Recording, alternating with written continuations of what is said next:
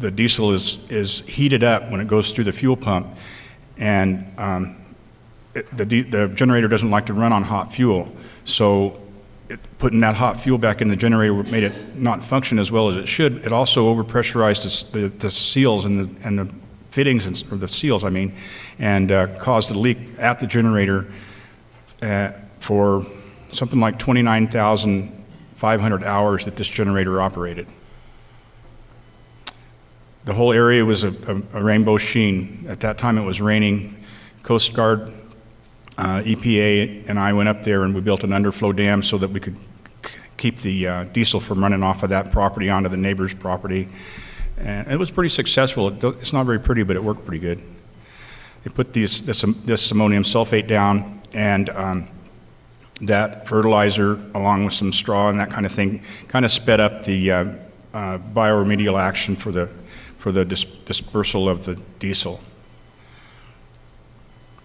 This is Twin Rocks Grow. This was in July of '07. Nice maintenance shop. No. Indoor grow. 2 rooms. There was 3 buildings like that on that place. This is the Twin up on the hill about 200 yards away from that building. This is the reason it was discovered. This is a 500-gallon propane tank. These are the valves. This round thing down here is one end of the tank. I never did find the other end of the tank. When that tank exploded, or in fireman's language, it blevied, it blew the tank that was sitting next to it all the way through the grow and out the other side. And there was a 3,000-gallon diesel tank sitting next to that also went all the way through the building and spewed diesel all over the whole area. We've dug 80 some odd yards out of there, and we're still not clean. This was Walker Road, July 23rd. This guy had 2 generators sitting side by side. I don't know if there was a fuel problem or an electrical problem or what the deal was, but it started a fire and burned up his grow, burned up the generators. Had 2 1,000-gallon tanks, one nursing the other one. He had 19 cards, 19 medical marijuana cards. There were no arrests, no seizures, no action was taken at all. This one was on Shimon's Ridge. There was 3 grow rooms on the property. That's the 3rd and the biggest and the newest. It had never gotten a crop off. You can see everything's all brand new. They were also making bubble hash, lots of various chemicals. I think there was about 15 pounds. Those were 1-pound bags. They were smaller than the other 35-gallon garbage sacks that you saw at the other place. Lots of toys.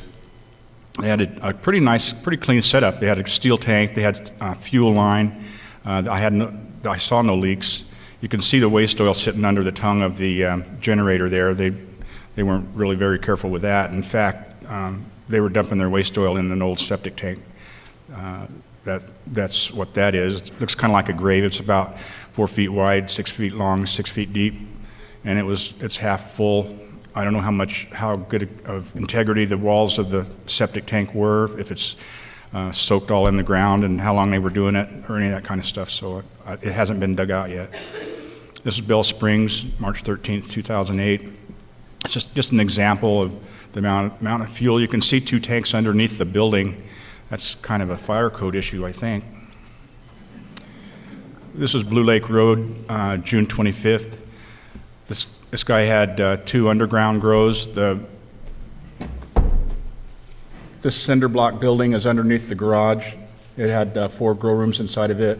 This is a 40-foot C-van, container van, buried underground, and that little shed is hiding the entrance to the grow. Lots of money, nice-looking plants. They had a 3,000-gallon diesel tank there that had a chronic leak at the tank, at the fuel filter.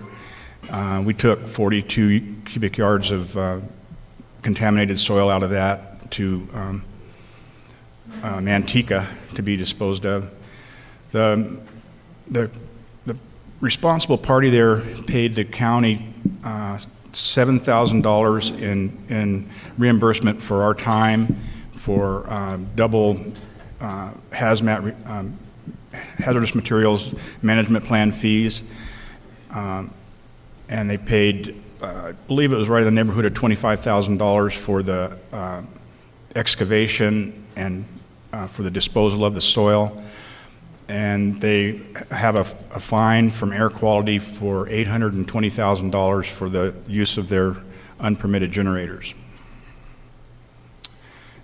And you could just take what you see and draw your own decision, make your own decisions, draw your own conclusions.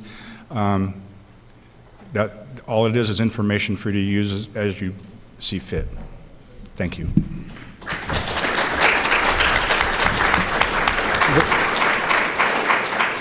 Jim, before we move on to Mr. Liniger here, can you tell me how frequently it is that a person who is busted and has environmental problems actually pays for it themselves, and if they don't, who does?